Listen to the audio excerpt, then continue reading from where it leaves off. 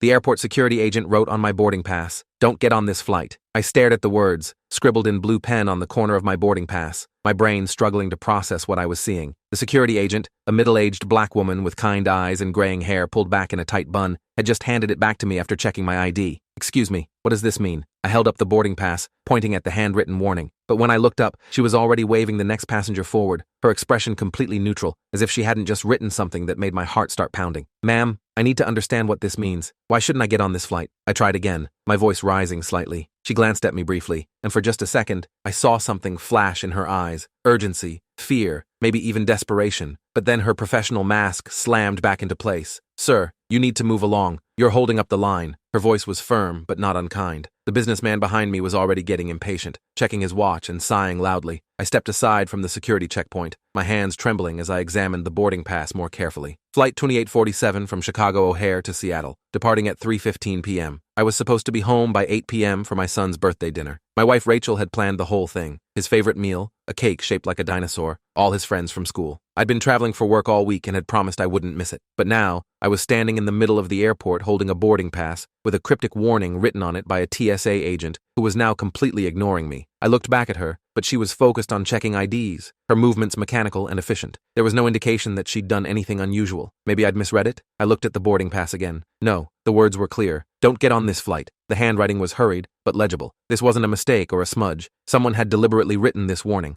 My first instinct was to call Rachel, but what would I even say? "Hey honey, a TSA agent wrote a weird note on my boarding pass, so I'm going to miss Jake's birthday?" She'd think I was making excuses or having some kind of breakdown. I pulled out my phone and Googled TSA agent warning not to board flight, but found nothing relevant, just conspiracy theories and stories about flight delays. The departure board showed my flight was on time, boarding in 45 minutes at gate C-17. I looked around the terminal. Everything looked completely normal. Travelers rushing past with roller bags, families gathered at gates, the constant drone of CNN playing on mounted TVs. So why had that agent warned me? I walked back toward the security checkpoint, but there was a different agent at the podium now. A young guy who looked barely old enough to be out of college. The woman who'd written the note was nowhere to be seen. "Excuse me," I said to the young agent. "There was a woman working here a few minutes ago, older, African-American. Where did she go?" He barely looked up from the boarding pass he was checking. "Shift change, probably. Break room's on the second level if you need to file a complaint or something." He waved me away dismissively. I stood there for another moment, torn between rational skepticism and a growing sense of dread. Maybe this was some kind of test, or a joke. But the woman hadn't been smiling. That flash of urgency in her eyes had been real. I checked my watch, 2:35 p.m. I had 40 minutes until boarding. For now,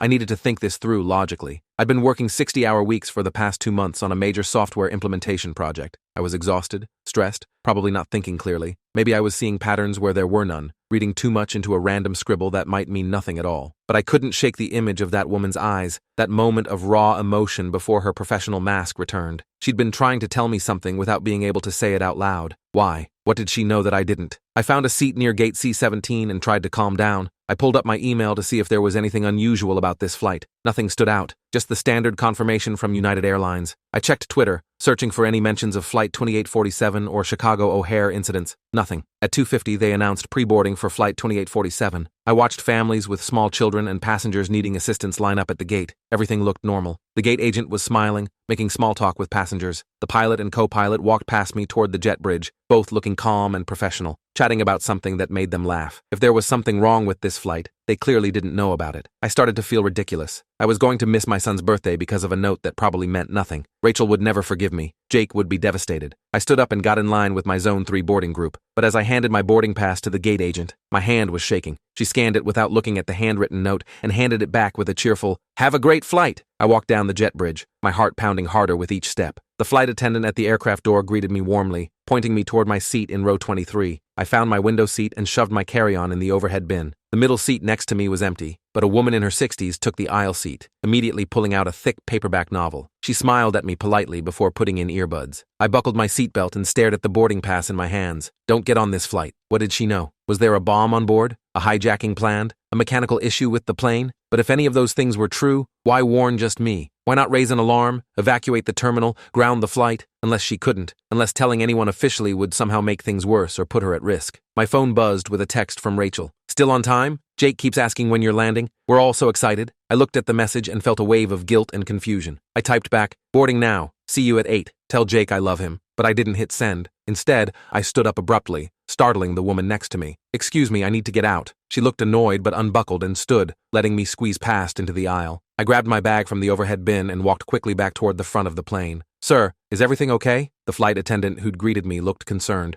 "I can't do this. I need to get off." My voice sounded strange, too high and tight. She frowned. "Sir, we're about to close the cabin door. If you want to deplane, you need to do it now, but there might not be another flight to Seattle tonight." I didn't care. Every instinct I had was screaming at me to get off this plane. "I need to get off, right now." The flight attendant radioed someone, and within a minute, a gate agent appeared at the door looking harried. "Sir, you're causing a delay. Can you tell me what the problem is?" How could I explain? That a TSA agent had written a cryptic warning on my boarding pass? That I had a bad feeling? It sounded insane even to me. "I'm not feeling well. I think I'm going to be sick. I need to get off the plane." It was the only excuse I could think of that might work. The gate agent sighed heavily, but stepped aside. "You'll need to collect your checked luggage at baggage claim and rebook at the ticket counter." I nodded and practically ran up the jet bridge. As soon as I was back in the terminal, I collapsed into the nearest seat, my whole body shaking with adrenaline. What had I just done? I just abandoned a perfectly normal flight because of a note that might mean nothing. I'd missed Jake's birthday. Rachel was going to be furious. My boss would be annoyed. And for what? A paranoid feeling based on 4 words written by a stranger? I pulled out my phone and stared at the unsent text to Rachel. Before I could decide what to say, I heard a commotion at gate C-17.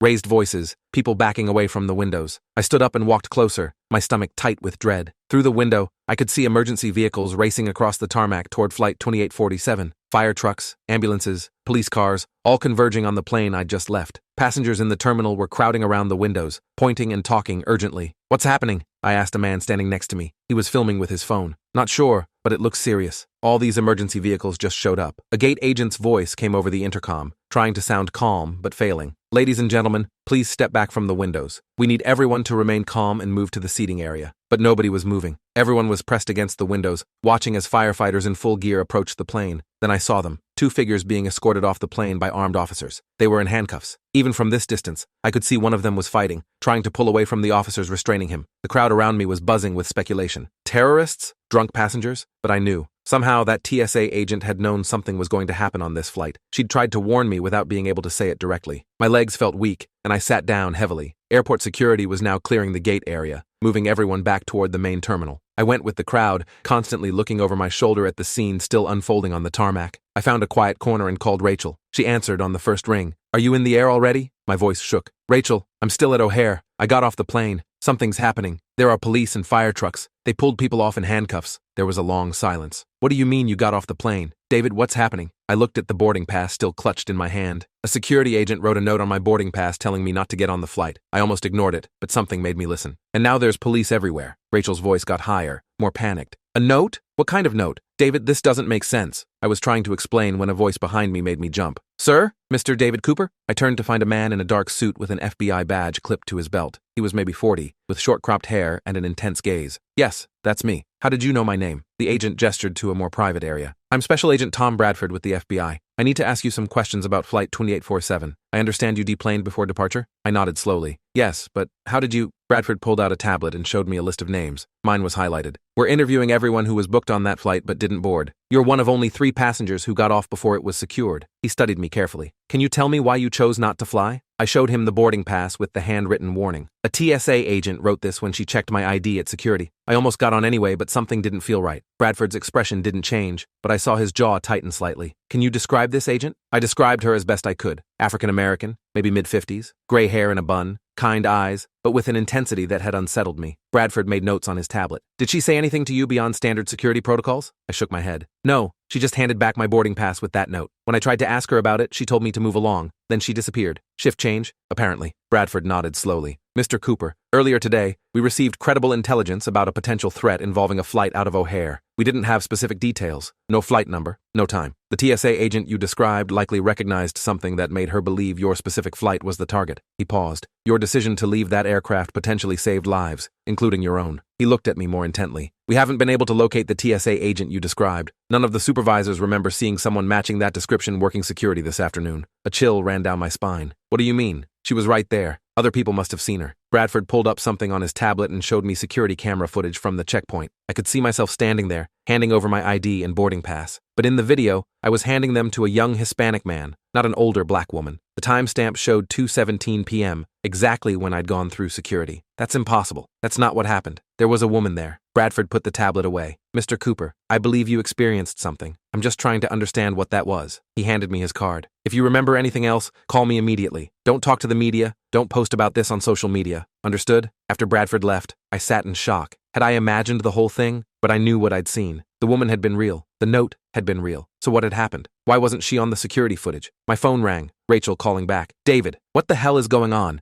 I've been watching the news and there's nothing about any incident. Are you okay? I tried to keep my voice steady. I'm okay. The FBI just interviewed me. Rachel, something really strange happened today. I told her everything. The woman at security, the note, the FBI agent's confusion, the security footage that showed someone different than who I'd seen. Rachel was quiet for a long time. David, honey, this doesn't sound like you. You've been so stressed with work. Maybe you need to see a doctor? Her tone was gentle but worried. I'm not having a breakdown. I know how this sounds, but I'm telling you what happened. There was a later flight at 8 p.m. Let me try to get on that one. I'll be home by midnight. We can celebrate Jake's birthday then. Rachel sighed. It's not about the birthday. I'm worried about you. Promise me when you get home you'll talk to someone. I promised, even though I knew I wasn't crazy. Something had happened at that security checkpoint, something that had saved my life. I went to the United counter to rebook. The agent pulled up my record and frowned. Mr. Cooper, I'm showing that you were a no-show for flight 2847. You didn't check in at the gate. That was impossible. I checked in. I boarded the plane. I have my boarding pass right here. I pulled it out, but as I did, I noticed something strange. The boarding pass was for yesterday's flight, yesterday's date, yesterday's flight number. I looked at the date on my phone. Yes, today was Thursday the 15th, but the boarding pass in my hand said Wednesday the 14th. The agent was looking at me with growing concern. Sir, are you feeling all right? I backed away from the counter. What was happening to me? I pulled out my wallet and found my hotel key card from Seattle. Checkout date. Today, Thursday the 15th. I hadn't imagined this trip. So why was my boarding pass from yesterday? I walked to a quiet area and sat down. Time inconsistencies. A warning from someone who might not exist. A threat that I somehow knew about before it happened. My hands were shaking as I pulled out my phone and searched for time travel Chicago O'Hare Airport. Most results were science fiction, but one caught my eye. A blog post from 3 years ago titled The Guardian of Gate C. It was about urban legends at O'Hare, stories about mysterious figures who appeared during emergencies, warning select passengers without being caught on camera. The post mentioned a security agent who would appear before disasters. I clicked through to the comments and found dozens of people claiming similar experiences. A woman who said a mysterious janitor had told her not to go to her gate, and later that area had been evacuated. A man who said a flight attendant had switched his seat, and the original seat had been next to a passenger who became violent. One comment stood out. She saved my life in 2019. I was supposed to be on a flight that had an emergency landing, and an older black woman at security told me not to board. I looked for her afterward to thank her, but TSA said no one matching her description worked there. I think she's an angel or something. I think she saves people. I stared at that comment for a long time. Then I looked at the departure board. The 8 p.m. flight to Seattle had been canceled. Mechanical issues. There were no more flights tonight. I called Rachel back. I'm not going to make it home tonight. All the flights are canceled. I'm going to get a hotel and catch the first flight tomorrow morning. After we hung up, I sat in the terminal and thought about what had happened. Had I somehow experienced tomorrow's events today? Been given a warning about a threat that hadn't happened yet in my timeline? I pulled up my phone's camera and took a picture of the boarding pass with the wrong date, wanting to document this before anything else changed. As I lowered my phone, I noticed someone watching me from across the terminal. An older black woman with gray hair pulled back in a bun. She was wearing civilian clothes, not a TSA uniform, but I recognized her face immediately. Our eyes met across the crowded terminal, and she smiled sadly. Then she raised one hand in a small wave before turning and walking away, disappearing into the crowd. I jumped up and tried to follow her, pushing past travelers, but she was gone, vanished as mysteriously as she'd appeared. My phone buzzed with a news alert. Breaking. 2 suspects arrested at O'Hare before boarding flight 2847 to Seattle. FBI says potential threat was neutralized. No passengers were harmed. The article included a photo of the 2 men in handcuffs, but something made me pause. Authorities credit an anonymous tip received this morning for helping identify the suspects. The source of the tip remains unknown. An anonymous tip. Someone had known. Someone had seen something in advance and warned the authorities. Someone like the woman who'd warned me. I spent that night in an airport hotel, thinking about parallel timelines, about the burden of knowing something terrible might happen, about the choice to warn people even when they might not believe you. The next morning I caught the first flight to Seattle. This time there were no warnings, no mysterious notes. The flight was uneventful. I landed safely and drove home to my family. Jake's birthday celebration was delayed by a day, but he didn't care. He was just happy I was home. We had cake and sang songs and opened presents. That night, after Jake was asleep, Rachel asked the question I'd been dreading. Are you going to tell me what really happened? I showed her the picture I'd taken of the boarding pass with the wrong date. Then I showed her the news articles about the arrests. Then I told her about the blog posts and comments from other people who'd experienced similar things. Rachel listened without interrupting. When I finished, she was quiet. So, you think this woman can see threats before they happen and warns people? I nodded. I think she exists outside normal time somehow. She saw what was going to happen and tried to prevent it by warning passengers. But she can't be direct about it, maybe because of some rule we don't understand. So she writes cryptic notes. Rachel picked up my phone and looked at the photo again. But if she can see the future, why not just tell authorities exactly what's going to happen? That was the question I'd been wrestling with. Maybe she can't. Maybe the rules don't allow direct intervention. Or maybe she did. That anonymous tip could have been from her. Rachel set down the phone and took my hand. David, I want to believe you, but this is a lot. You're talking about time travel and precognition and mysterious guardians. She squeezed my hand. Promise me you'll at least get a physical. Make sure there's nothing medical going on. If everything checks out, we'll deal with it together. Over the next few weeks, I did get a physical. My doctor found nothing wrong. The investigation into the attempted attack continued making news. The two suspects had been planning to hijack the plane using weapons they'd smuggled past security. If they'd succeeded, dozens would have died. I was one of 3 passengers who'd left the plane. The FBI interviewed all of us extensively. The other 2 had different reasons. One felt sick. One got a call about a family emergency. Neither mentioned warnings from mysterious agents. So why had I been warned specifically? Was it random? Or was there something about my future that made my survival important? 3 months later, I was back at O'Hare for work. As I went through security, my heart was pounding, wondering if I'd see her again. The checkpoint was staffed by different people. My boarding pass remained unmarked. The flight was normal. But as I was waiting at my gate, I saw something that made me stand up. Across the terminal, at gate B18, the older black woman was standing near a family with 3 children. She wasn't in uniform. She was dressed like any other traveler. But I recognized her. I watched as she approached the mother and said something brief. The mother's expression changed from confused to alarmed. She grabbed her children and started walking quickly away from the gate, her husband hurrying behind while pulling out his phone. The woman watched them go, then looked directly at me. Even from this distance, I could see her nod slightly, as if acknowledging that I understood. Then she turned and walked away, and when I blinked, she was gone.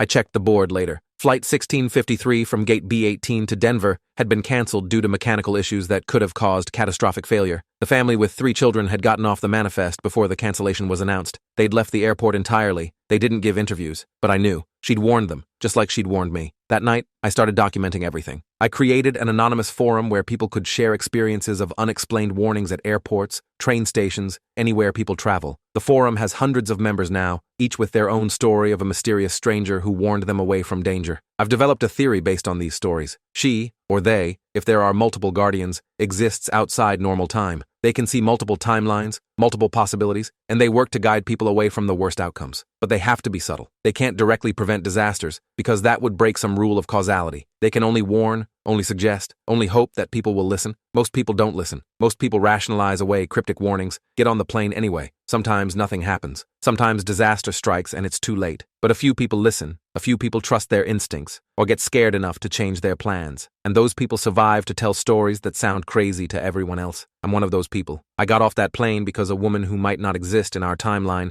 wrote a note that disappeared as soon as I'd read it. And because I listened, I'm alive. I'm alive to watch my son grow up. He's 11 now. I'm alive to celebrate anniversaries with Rachel. Sometimes I wonder about the timeline where I didn't listen, where I stayed on that plane and the hijacking succeeded. How many died in that timeline? Did I die? I'll never know, because that timeline doesn't exist for me anymore. These days, when I travel, I pay attention. I notice the people around me, the ones who seem slightly out of place. I watch for warnings in unexpected places. And if someone gives me advice that doesn't make sense, I listen. Because I've learned that there are things in this world we don't understand. There are guardians who work in shadows, who exist in the margins of reality, who save lives without ever being thanked. The woman at security never asked for anything in return. She just wanted me to live. And I've tried to honor that gift by living well, by being present for my family, by paying attention, and trying to help others when I can. I don't know if I'll ever see her again. Part of me hopes I won't, because that would mean I'm not in danger. But part of me hopes I will, just so I can say thank you. Thank you for the warning. Thank you for caring about a stranger. Thank you for existing in whatever impossible way you exist, working to make the world safer, one warning at a time. If you're reading this and you've had a similar experience, I want you to know you're not alone.